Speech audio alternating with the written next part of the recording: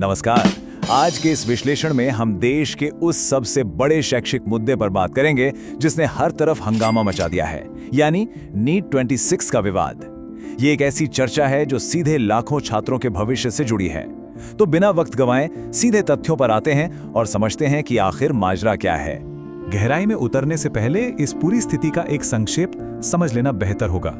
शुरुआत होती है पेपर लीक के गंभीर आरोपों से, फिर खुलासा होता है कई राज्यों में फैले एक बड़े नेटवर्क का। इसके बाद सीबीआई जांच की एंट्री होती है, बड़े पैमाने पर छात्रों के विरोध प्रदर्शन होते हैं और एनटीए की विश्वसनीयता पर सवाल उठने लगते हैं। सुधारों की मांग अब तेजी से बढ़ रही है।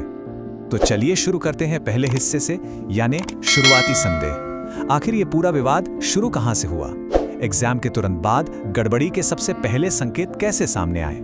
पहला झटका बिल्कुल एग्जाम के तुरंत बाद लगा। अचानक से ऐसी खबरें आने लगीं कि जो प्रश्न असली परीक्षा में आए थे वो टेस्ट शुरू होने से पहले ही बाहर घूम रहे थे। ये आरोप अपने आप में इतने गंभीर थे कि बस यहीं से इस पूरे बवाल की नींव पड़ गई। आइए इस कंपैरिजन पर एक नजर डालते हैं। एक तरफ वो गेस्ट पेपर्स हैं जो लीक होने के दावे के साथ पहले से सर्कुलेट हो रहे थे, और दूसरी तरफ है एक्चुअल एग्जाम के प्रश्न। आरोपों के मुताबिक ये दोनों बिल्कुल एक जैसे थे, 100% मैच। यही वो सबसे बड़ा टर्निंग पॉइंट था जिसने उन शुरुआती अफवाहों को एक ठोस आकार दे दिया। अब आते हैं दूसरे भाग पर। ये लीक आखिर फैला कैसे?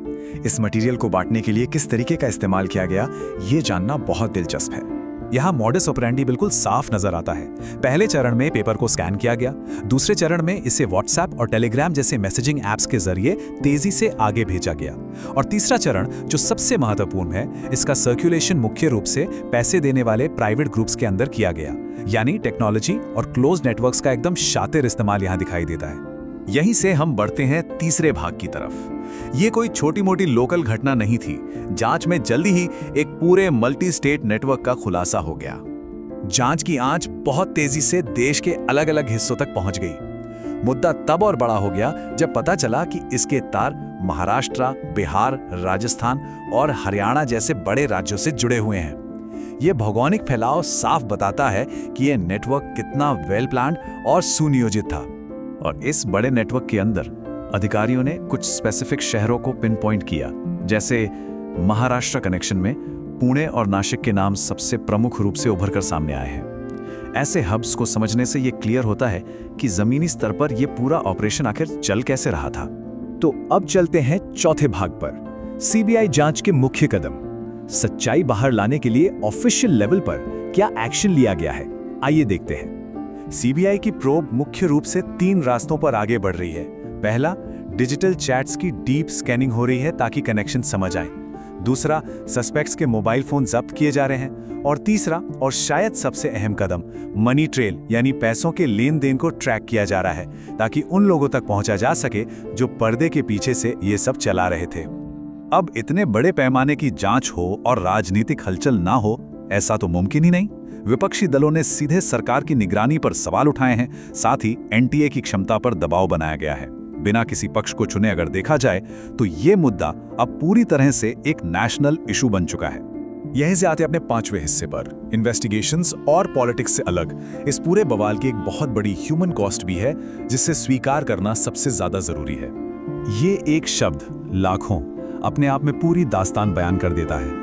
ये उन लाखों छात्रों की गिनती है जो इस वक्त अनिश्चितता के चलते भारी स्ट्रेस, एंजाइटी और मानसिक दबाव झेल रहे हैं। दिन रात एक करके की गई मेहनत के बाद ऐसी स्थिति का सबसे ज्यादा असर सीधे उन्हीं पर पड़ता है।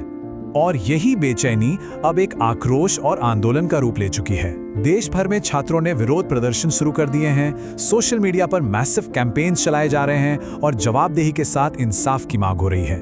ये सिर्फ आंकड़े नहीं हैं, ये उन लाखों छात्रों की आवाज है जो एक ट्रांसपेरेंट सिस्टम चाहते हैं। आखिर में आते हैं इस चर्चा के छठे और अंतिम भाग पर, एनटीए सुधारों की मांग और आगे परीक्षा प्रणाली का भविष्य।